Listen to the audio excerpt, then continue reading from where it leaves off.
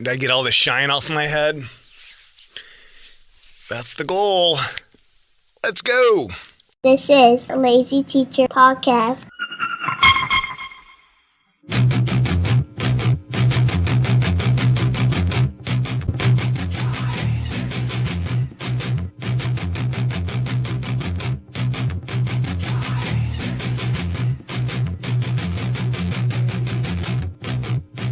Welcome back to the Lazy Teacher Podcast. I'm Brian Pulowski, and this right here is episode 74, Comparisons.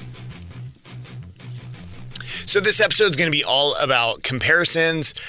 In my opinion, probably a negative thing. It's not really, the best thing possible.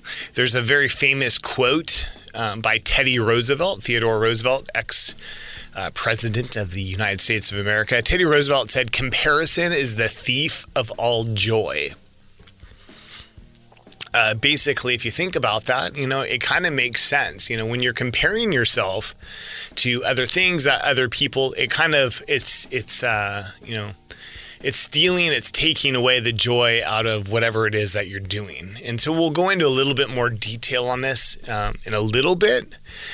But I kind of like this because the title of our show is the Lazy Teacher Podcast. And this has been explained numerous times that I'm not personally a lazy teacher. I'm not a lazy person by any stretch. So where does it come from? It actually came from a comparison. I'd find myself going into classrooms, especially at the beginning of the year, and seeing all this wonderful colors and engaging things that they'd have on the wall and all this work that they would put into their room environment. And it always made me feel like a lazy teacher. I always felt like I wasn't putting in enough work to compensate for, any deficiencies I had or whatever. So it basically was that. It was a comparison feeling lazy that I wasn't doing enough in my classroom for my students based on just superficially what I'm seeing in other classrooms. So it was a comparison. And I like this because it comes, full circle as the show ages. But Theodore Roosevelt, comparison is the thief of all joy. And I like that a lot because, and I was just talking to someone tonight about that. We had back to school night. And, so I was just saying that, it just seems like the older I get, the more simple that I want my life to become.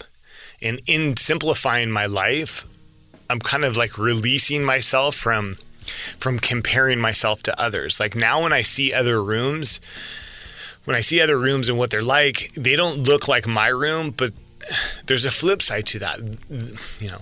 Their room doesn't look like mine. So maybe they want theirs to look like mine. Chances are they probably don't, because I think I do kind of have the stereotypical room that a male teacher has.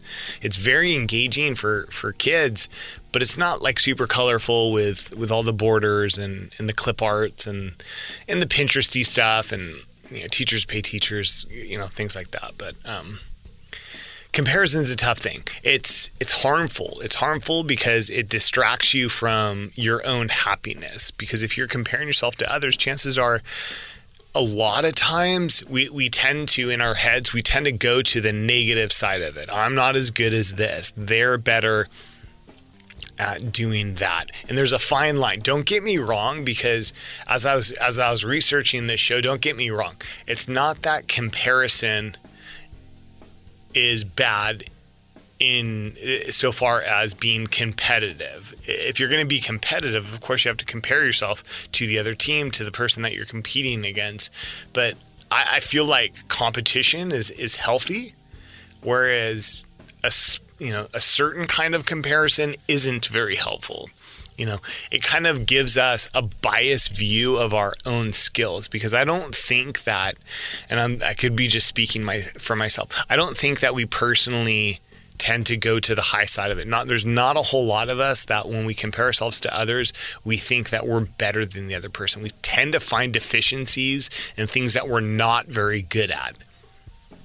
So to wrap in like a little bit of a circle from what I was just talking about, that's kind of how I'm simplifying my life this year. Is I don't want to compare myself to other classrooms and to other teachers and to, anything else in my life. My truck is not as good as that truck or whatever. And see, I'm doing it myself. Even in the examples, if you listen, even in the examples I'm giving negative examples of myself. And I'm not saying I necessarily feel that way, but I'm sure that you guys can relate to this.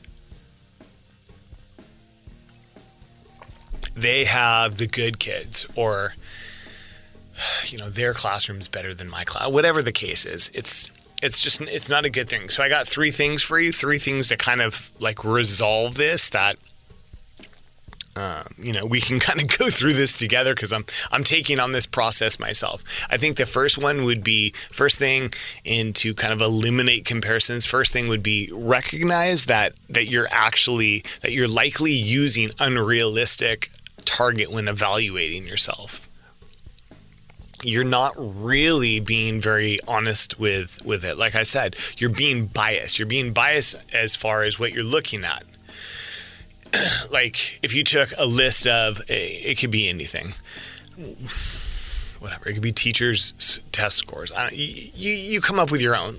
We'll use test scores as an example. If you took 5 teachers' test scores and you wanted to compare yourselves to them, why do we always have to pick the top one? Why can't we pick number 5? Does that make sense? Why does it always have to be the absolute pinnacle for comparison when it could be, you could be comparing to like a lower? That's not saying that you're not capable of hitting the pinnacle, but I think what we tend to do is we're unrealistic when we set this target for our comparison. So why do we always shoot for the highest for comparison? Because you don't know necessarily, you don't know what's going on. You don't know that their life is. Gosh, we can go into a lot about that. Number two would be consider what you're trying to achieve when making this comparison. Why are you comparing yourself to this person, to this thing, to this student? Even if it's in your personal relationships, whatever the case is, why are you doing it? What are you trying to achieve? If you're trying to become like a better cook, and you're comparing yourself to like a friend of yours that's like this exceptional cook that, they might as well be on TV. They're that good at being a cook and a chef, and they're outgoing and everything's perfect.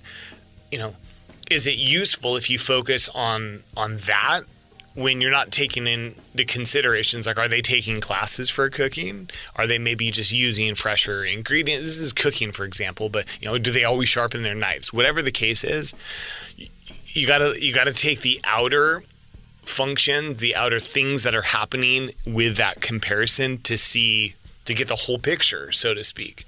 Is the teacher that you're comparing yourself to, if you have kids like myself and you have a busy life and you're running back and forth, keeping them active in activities or whatever your case is, whatever your personal life is, are you comparing yourself to someone that's just like that? Or are you comparing yourself to someone that's single, or their kids are out of the house and they have all this time to do lesson prep, or they have all this time to decorate or get this ready or get that ready? Or if you're comparing yourself, gosh, even if it's your neighbor, you're comparing yourself to your neighbor and their marriage, their relationship to your relationship. You really have to take the whole picture of what's happening and figure, if I'm going to compare myself to that person or this, whatever it is, you have to take all aspects. You can't just superficially look at it and think, well, how do I compare to that? Because you don't know what's going on outside of it. Gosh, especially with let's take, and I promise you this is not personal in my life, but let's take your neighbor. If you're going to compare yourself to your neighbor next door or wherever with their relationship, do you know how many people can put on a front for a good relationship? Shoot, I know I did when I was previously married. You put on a front because it's easier just to let people think, hey, I'm happy, than it is to be very honest with yourself. And any of you that have gone through a bad relationship, I guarantee that you can relate to this. Sometimes it's easier to just put on a happy face rather than to explain to people, what's going on in your life and, oh, I'm so sad and whatever the case is. So there's more to it than just what you're seeing. So that was number 2. Number 1 is recognize that you're likely being unrealistic with the target that you're evaluating yourself with. Number 2 is that you need to consider what you're trying to achieve when making this comparison and recognize that there's a broader spectrum to this comparison, a broader spectrum to what your target is that you're evaluating yourself to, and there might be more that you're not seeing. And then the last thing would be really spend some time thinking about what are the positives in your situation for that comparison. To go all the way back to, okay, so the show was named after me making I shouldn't have been doing this, but making comparisons on other classrooms, on how they're decorated, what their room environment looked like. It made me feel lazy, made me feel like I'm not doing enough for my kids. And so a little tongue in cheek, we'll call it the Lazy Teacher Podcast. So if we use that as an example of comparing other rooms,